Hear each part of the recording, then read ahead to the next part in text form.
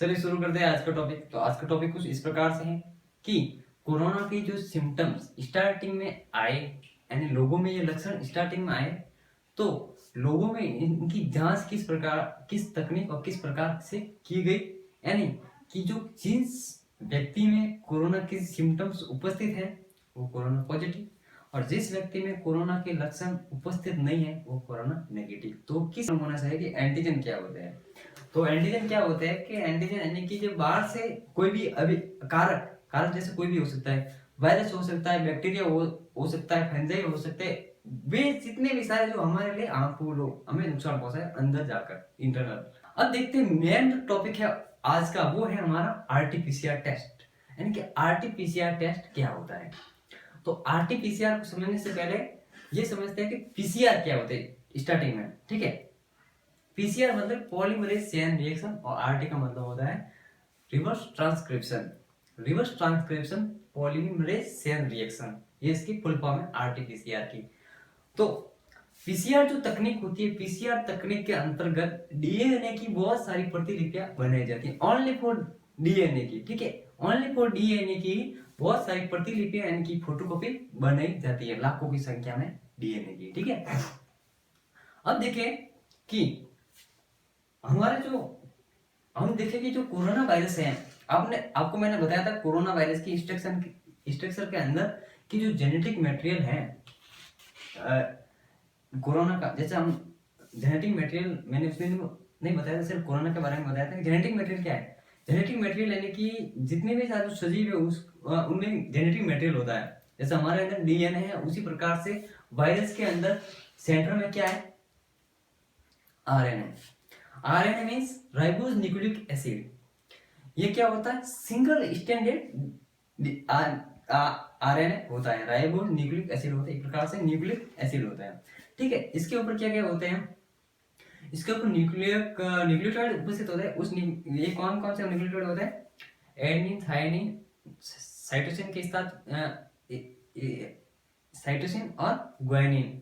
ठीक है, और उसके अंदर क्या होता है, अब देखते हैं कि भाई डीएनए जो पीसीआर जो तकनीक है वो पूरी डीएनए के ऊपर डिपेंड है। तो सबसे पहले क्या किया गया कि डॉक्टरों द्वारा सबसे पहले जो इन्फेक्शन जो ग्रसित जो व्यक्ति है उसका जो कोरोना के जो सिम्टम्स है, उस सिम्टम्स को रिपीट टेस्ट द्वारा एक ले गए सैंपल ब्लड भी हो सकता है या फिर हमारा सलाइवा भी हो सकता है। ठीक है, ब्लड यानी कुछ भी हो सकता है। जैसे कि सलाइवा ले लिया हमने, सलाइवा या फिर म्यूकस वगैरह अंदर से वो डाल के, म्यूकस या सलाइवा वगैरह अंदर से ले लिया। ठीक है, वो लेके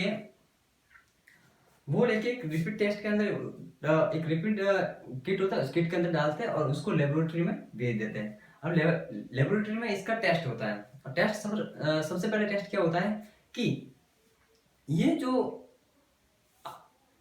कोरोना वायरस है, ये जो सबसे पहले तो ये बहुत बड़ा चैलेंज होता है कि आरएनए को डीएनए में चेंज करना बहुत ही बड़ा चैलेंज होता है डॉक्टरों के लिए। ठीक है, तो सबसे पहले जो डीएनए है आरएनए में चेंज होता है, यानी कि हमें देखिए डॉक्टरों ने एक तकनीक का यूज किया इसके अंदर, और उस तकनीक का नाम था ट्रांसक्रिप्शन।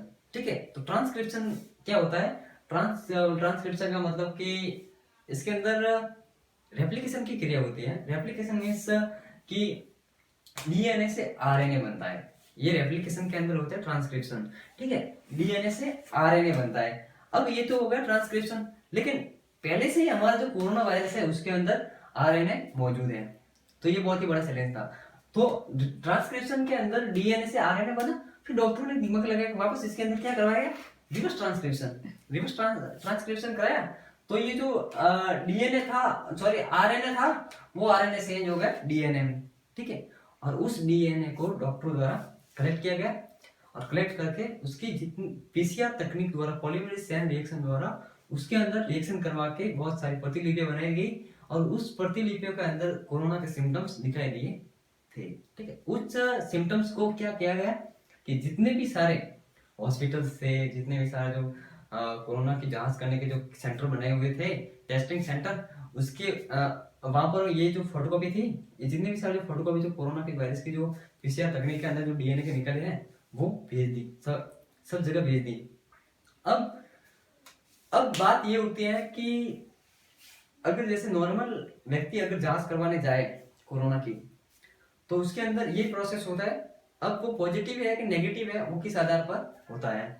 जैसे मैंने आपको बताया कि जैसे को स्टार्टिंग में जो पॉजिटिव व्यक्ति होते हैं व्यक्ति होता है, उसके लक्षण के आधार पर उसकी जांच होती है, और जांच होने के बाद में उसकी पीसीआर तकनीक द्वारा डीएनए से बहुत सारी फोटोकॉपी यानी कि प्रतिलिपियां बनाई जाती है, और उस प्रतिलिपियों पर कोरोना के इन्फेक्शन यानी कि जो छोटे छोटे यानी कि एक सिम्टम्स उपस्थित होते हैं कोरोना के, तो उस कोरोना वाले सिम्टम्स की जो फोटोकॉपी है अदर दूसरे में भेज, जितने भी सारे टेस्टिंग सेंटर है उधर भेज दी जा रही है। ठीक है, तो जहां पर कोई जैसे कोई भी सेंटर टेस्टिंग सेंटर है उस जगह पर टेस्टिंग होती है। ठीक है, टेस्टिंग होती है, उस टेस्टिंग में जितने भी सारे डीएनए की ट्रांसक्रिप्शन से रिवर्स ट्रांसक्रिप्शन और फिर जो डीएनए है डीएनए से प्रतिलिपियां बनाई जाती है, और प्रतिलिपियों में वापस चेक होता है, उससे मिलान होता है। जो पहले वाली जो कोरोना जो सिम्टम्स की जो बनी हुई जो प्रतिलिपि जो भेजी गई आगे से, उनसे और उससे मिलान होता है कि भाई ये लक्षण इसके अंदर है कि नहीं है। अगर सिम्टम्स उपस्थित नहीं है तो ये नेगेटिव, अगर सिम्टम्स मिल रहे हैं कि भाई ये जो प्रतिलिपि है इसके अंदर ये सिम्टम्स है और ये सिम्टम्स मिल रहे हैं तो ये उपस्थित मिल रहे हैं तो पॉजिटिव, अगर नहीं मिल रहे तो नेगेटिव। इसके आधार पर ये आरटीपीसीआर टेस्ट होता है। अब एंटीबॉडी टेस्ट क्या होता है वो हम कल देखेंगे, और आज नॉर्मली बता देता हूँ कि एंटीबॉडी क्या होता है। एंटीबॉडी हमारे इम्यून पावर की एक प्रकार से रोग प्रतिरोधक क्षमता होती है। ठीक है, तो एंटीबॉडी हम कल देखेंगे, और एसआरसीटी जो टेस्ट है सीटी स्कैन के तौर पर आया है वो हम कल देखेंगे। आज के लिए बस इतना ही शॉर्ट में। ठीक है।